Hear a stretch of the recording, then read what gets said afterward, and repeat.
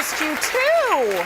But I hope you had a great weekend. Great to be back on City Line. And someone else I miss deeply. He was off having a terrible time in France. It's Chef Jason Parsons. Come on in here. Hello. France was so good painful, to you. I know. Look at how good you look. It's not too bad. You got tanned. You had a good time, huh? I had a great time. We had great weather. It wasn't too hot. It was just nice enough that you can get out and about, but you can get a little bit of color along the way. You know? Absolutely. So, okay, so where in France did you go? Oh, well, so we've been to Paris, but I wanted to travel more outside. So we started in Paris, worked our way through Versailles, Giverny. We went down the Loire Valley and tried some amazing wines. Yeah. And then we were into Lyon. Down the Rhone Valley, then Saint Remy, and then we actually had a villa right off of Nice for a while. So saw some pictures of that, and we're going to make sure we have some more pictures of your trip here on City Line. I'm sure you were totally inspired by the recipes as well. Oh, the food was horrible. So no, I'm just kidding. You can't find good food in France. I mean, seriously. It's great because everywhere you move, there's different regions that have different styles. But what I love about it is there's no fuss. You know, there's no fuss at all. It's all about just great ingredients. Good stuff. So I want to do mussels today. Mussels, mussels and frites. Yeah, mou frites. Yeah, mou frites. Yeah, and very everywhere nice. you go. I mean, what was it? 2 weeks ago, I was sitting on the beach in Cannes eating my moule frite. I thought maybe I could share that with you. So. This just sounds like heaven. But I'm going to need all the details. So some people will look at mussels and think, I don't know what to do about that. There's a lot of shells involved. Is this going to be difficult? Intimidating, you know. It's a little intimidating. And here's the thing. I mean, I always hate saying this because it sounds a little creepy, but this is a living thing right now. Yeah, so it does sound a little creepy. Well, because when someone says, "Oh, I'm going to throw them in the cooler to keep them cold," they need oxygen. They need air. You know. So don't put them in like a Ziploc bag or a Tupperware container that's sealed because they will die. Right. And I mean, you want them alive? You want them alive. You need to cook them alive. As soon as they start to die, they start to break down. They don't taste very good. They go off, right? Got it. The thing though is when you want to look at a mussel like this, is you want to make sure that they're fresh. Now I've just come out of the fridge. They might not do this, but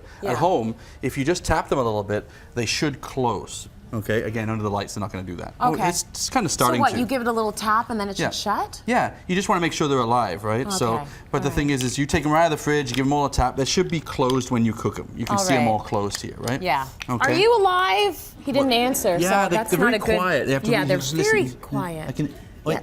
Oh, actually, he's there.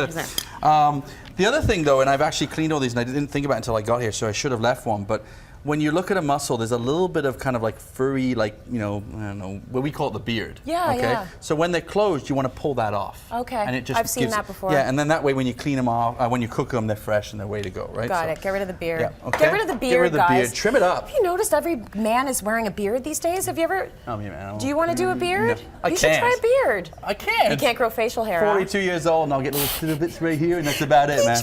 Oh, yeah. So, really, really hot pan, and you want a good cast iron pan with this, because, you know, we're going to get some serious heat going on here. All right. And I've already, where's the smoke detector? No. We're ready. But got an extinguisher a little bit of back oil. there.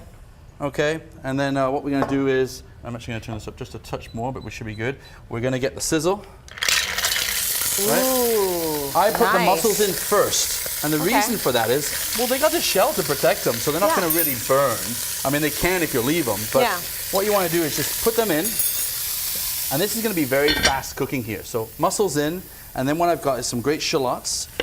Now, I've chopped them down really small like this, but I wanted to show you that you can actually do a julienne shallot as well. I think it's really what your texture and how you want to eat them. Right. You know, if you want a nice, more rustic flavor to it, go with the julienne. Yeah. Okay? Garlic, slice it down or chop it down depending on how intense you want the garlic. All right. Okay? You can put garlic in like this and everyone's going, oh, wait a minute, it's going to be pretty strong. Yeah. You're cooking it, you're softening that garlic, so it's going to be okay. Yeah, I never have a problem with a lot of garlic. Yeah, but I think the big thing is really, you know, deal with these are the bases you want in there for sure. Yeah. And then from there you start adding. You know, I've got some Maguey sausage, or you can use a chorizo sausage, something like that. If you want to do a, you know, it could be a venison sausage or anything like that, cook it off first though, because it's not really going to cook in here, it's just going to heat up. Good All right? And again, you can cut it really small, or if you want, throw some big chunks in there and get them really going, you know? Yeah. So after that's probably about 45 seconds or so. You put in the rest of your stuff. Throw in some shallots. And what we're doing is we're building flavor to the actual mussels, but we're also building a little sauce. Okay, and I like that. As you can see, I like the garlic in there. But they've already started to happen, started to go on. And then the vino. So how much of the vino Mussels are we love putting to drink, in? man. They just love to drink. They sure do. Oh, yeah. Oh, they like it. Okay. Yeah, they wanted some more. Now the thing is though, is you can, and this is when you put in your sausage in there, you're Nice. throwing some fresh herbs in there, and then I like to change it up a little bit, give it a little bit thicker, so I'm putting a bit of Dijon mustard in there. Good call, Okay, chef. like that. I like that. You know, and then what we do is, but you can use apple cider if you don't want to do, you know, wine. Yep. And then these guys, you know, just a little bit more, they're almost ready to go. So give them So 2 this seconds. isn't a long cooking process then for these for Not the at all. mussels. Not at all. Okay. So then, stuff. your French fries. Ooh, Yeah. I love that. Now, Oops. would you would make your fries? You would take a potato and cut up your potato and put it in your deep fryer and make it Definitely. yourself? And the thing is you want to take a potato, you actually want to put it on the oil on low. Yeah. Nice and crispy like this. I'll have the skins on. Blanch them first, take them off, cool them, right? So they end up looking kind of like this. I'll put some right Yeah, there. we skip some of those Right. steps at our house. Yep, and then you crisp them, you get nice crispy fries. I've got some sea salt on there. Lovely. Some thyme leaves on there, and then we're good to go. Good stuff. And then what we got is... And we leave got- that skin on. It's so good for you. Oh yeah, Love a it's fry got the with great skin crispy on. flavor. You put your fries on the side like this.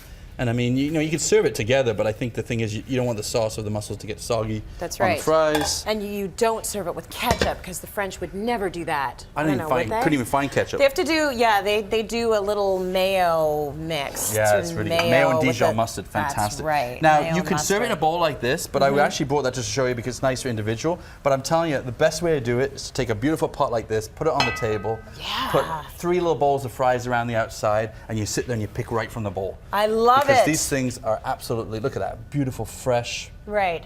And so now they've been cooked, they come out so easily, it's perfect, right? Very Beautiful. nice. We're putting that recipe on our website, Chef. Thank you for that. Let's go to break.